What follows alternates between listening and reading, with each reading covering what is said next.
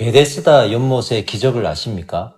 이 연못에 천사가 가끔 내려와 물을 움직이게 하는데 그때 제일 먼저 물에 들어가는 사람은 병이 낫는다는 소문이 있어서 수많은 병자들이 모였습니다. 사실 천사들이 내려와서 물을 움직였다는 것은 당시의 신화에 나오는 이야기가 소문으로 났던 겁니다.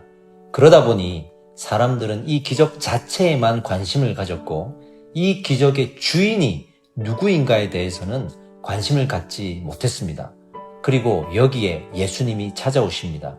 그런데 예수님은 먼저 연못에 들어간 사람에게는 관심이 없으셨고 오히려 몸을 빨리 움직이지 못해서 연못에 들어가지 못한 38년 된 중풍병자에게 다가오십니다. 그리고 물으시죠. 내가 낫고자 하느냐? 그리고 말씀으로 이 병자를 치료하십니다. 그런데 그 직후에 군중 속으로 조용히 사라지십니다. 이 기적의 결과를 사람들에게 알리고 찬양을 받지 않으시고 숨어버리셨습니다. 왜일까요?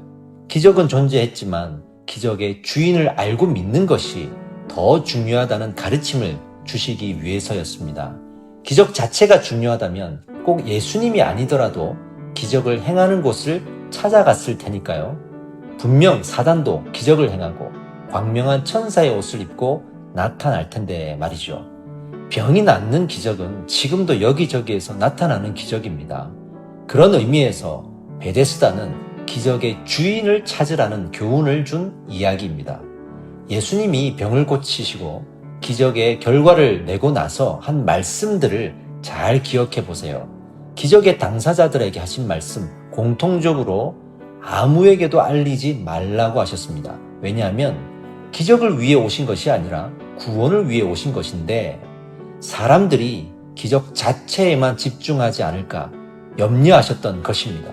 그 기적의 주인이 바로 예수님이라는 이 진리를 알리기 위해 오셨기 때문입니다.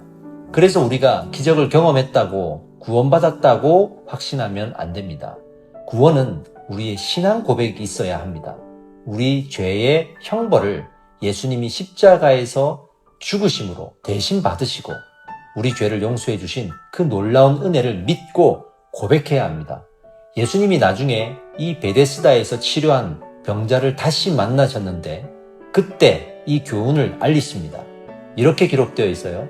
그 후에 예수께서 성전에서 그 사람을 만나 이르시되 보라 내가 나았으니 더 심한 것이 생기지 않게 다시는 죄를 범하지 말라 하시니 그 사람이 유대인들에게 가서 자기를 고친 이는 예수라 하니라.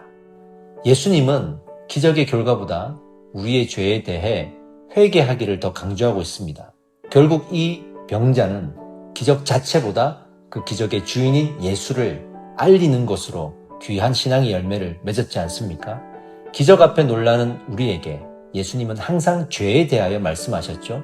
오늘 이 베데스다의 기적 앞에서도 결국 회개에 대한 이야기를 하고 있는 겁니다. 이제 우리는 기적 자체보다 기적의 주인이신 예수님 앞으로 나아가야 합니다. 오늘도 예수님이 우리에게 물으십니다. 내가 낫고자 하느냐? 우리는 이 질문에 무엇이라고 대답해야 할까요? 감사합니다.